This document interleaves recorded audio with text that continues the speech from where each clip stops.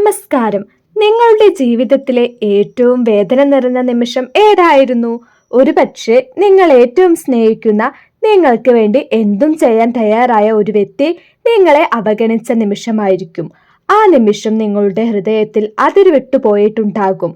ആ മുറിവ് ഉണങ്ങാതെ ആ വേദന നിങ്ങളുടെ മനസ്സിൽ കൊണ്ടു നടന്ന് അവഗണനയുടെ ആഴങ്ങളിലേക്ക് താഴ്ന്നു പോയ എത്രയോ ആളുകൾ നമുക്കിടയിലുണ്ട്.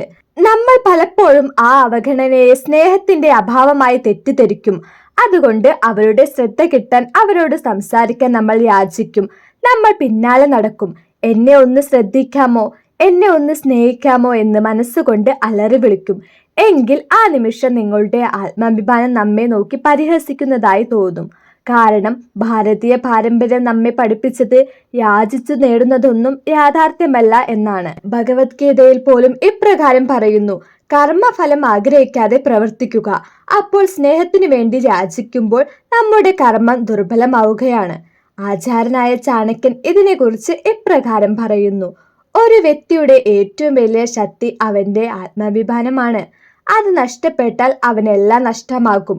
നിങ്ങളുടെ ജീവിതത്തിൽ സ്നേഹത്തിനു വേണ്ടി യാചിക്കുന്ന അവസ്ഥ വരുമ്പോൾ അത് നിങ്ങളുടെ ആത്മാഭിമാനം നഷ്ടപ്പെടുത്തുന്ന അവസ്ഥയാണെന്ന് തിരിച്ചറിയുക. ആ അവസ്ഥയിൽ നിന്ന് പുറത്തു വരാനും നിങ്ങളുടെ യഥാർത്ഥ മൂല്യം തിരിച്ചറിയാനും സഹായിക്കുന്ന 7 ചാണക്യ തന്ത്രങ്ങളെ കുറിച്ചാണ് ഇന്ന് സംസാരിക്കുന്നത്. ഇത് വെറും ഉപദേശമല്ല, ജീവിതത്തെ മാറ്റിമറിക്കാൻ ശേഷിയുള്ള മാർഗനിർദ്ദേശങ്ങളാണ്. ഒന്നാമത്തെ തന്ത്രം: സ്വയം നിരീക്ഷകനാവുക. ചാണക്യൻ പറയുന്നു, ഒരു വ്യക്തിയെ വിലയിരുത്തുന്നതിനു മുമ്പ് അതിൻ്റെ ചിന്തകളെയും പ്രവൃത്തികളെയും നിരീക്ഷിക്കുക. ഇത് മറ്റുള്ളവരെ കുറിച്ചല്ല, നിങ്ങളെ കുറിച്ചാണ്. സാധാരണയായി നമ്മൾ മറ്റുള്ളവർ നമ്മളോട് എങ്ങനെയാണ് പെരുമാറുന്നതെന്ന് നിരീക്ഷിക്കുന്നു. എന്നാൽ ഇവിടെ നമ്മൾ സ്വന്തം ജീവിതത്തെ ഒരു മൂന്നാമത്തെ കണ്ണുകൊണ്ട് നോക്കിക്കാണുന്നു. നിങ്ങൾ ഒരു ബന്ധത്തിൽ എത്ര സമയവും ഊർജവും നൽകി? എന്തുകൊണ്ട് ആ വ്യക്തി നിങ്ങളെ അവഗണിക്കുന്നു?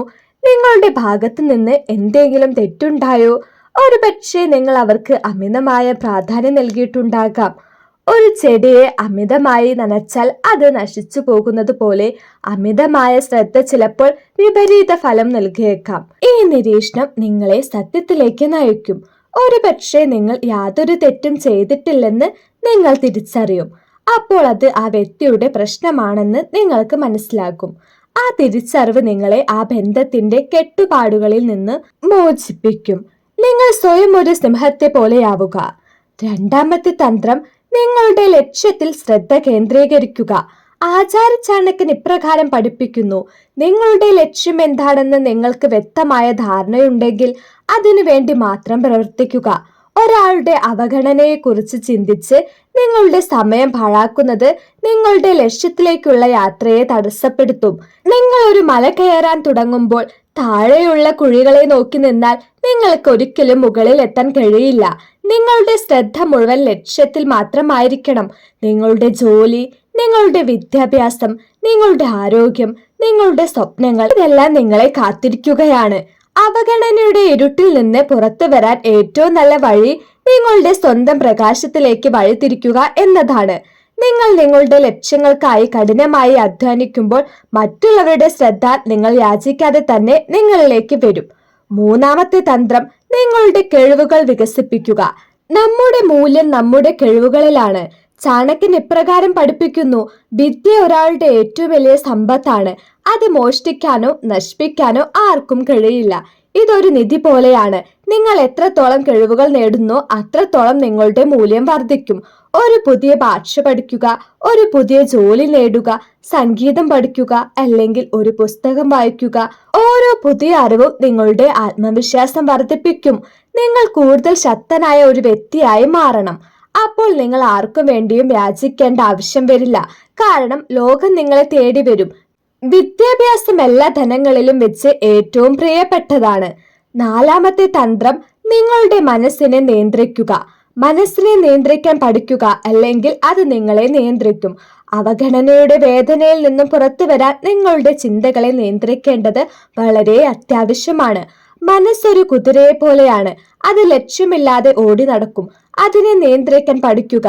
നെഗറ്റീവ് ചിന്തകൾ നമ്മുടെ മനസ്സിലേക്ക് വരുമ്പോൾ അതിനെ ഒരു കടലാസിൽ എഴുതി കീറിക്കളയുക. നിങ്ങളുടെ മനസ്സ് ഒരു പൂന്തോട്ടമാണ്. അവിടെ വിഷച്ചെടികൾ വളരാൻ അനുവദിക്കരുത്. അഞ്ചാമത്തെ തന്ത്രം നിങ്ങളുടെ ശരീരത്തെ സംരക്ഷിക്കുക.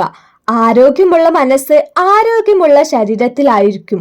ചാണക്യൻ ഇപ്രകാരം പറയുന്നു: രോഗം ഒരു വ്യക്തിയുടെ ഏറ്റവും വലിയ ശത്രുവാണ്. അവഗണനയുടെ വേദനയിൽ നിന്ന് പുറത്തു വരാൻ നിങ്ങളുടെ ശരീരത്തെ നിങ്ങൾ അവഗണിച്ചാൽ നിങ്ങൾ രോഗിയായി മാറും. അത് നിങ്ങളുടെ പ്രശ്നങ്ങൾ കൂടുതൽ വഷളാക്കുന്നു.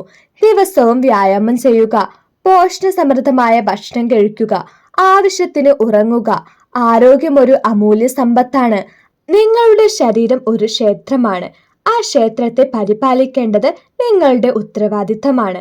ആറാമത്തെ തന്ത്രം നിങ്ങളുടെ ചുറ്റുമുള്ളവരെ മാറ്റുക. ഒരു ബുദ്ധിമാൻ ഒരു നല്ല സുഹൃത്തിനെ തിരഞ്ഞെടുക്കണമെന്നാണ് ചാണക്യൻ പഠിപ്പിക്കുന്നത്.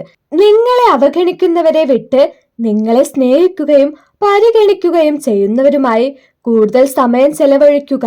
ഒരു പുഴയുടെ അരികിൽ പോയി നിന്നാൽ അതിന് നിങ്ങളെ സഹായിക്കാൻ കഴിയില്ല. പക്ഷേ നല്ല സുഹൃത്തുക്കൾ ഒരു കൈത്താങ്ങായി നിങ്ങളോടൊപ്പം നിൽക്കും. നല്ല സുഹൃത്തുക്കളോടൊപ്പം ചിരിക്കുക, സംസാരിക്കുക, യാത്ര ചെയ്യുക. ഇത് നിങ്ങളുടെ ജീവിതത്തിൽ പുതിയ ഊർജം കൊണ്ടുവരും. ഏഴാമത്തെ തന്ത്രം നിങ്ങളുടെ മൂല്യം തിരിച്ചറിയുക എന്നതാണ്. ഏറ്റവും പ്രധാനപ്പെട്ട തന്ത്രമാണ് ഇത്.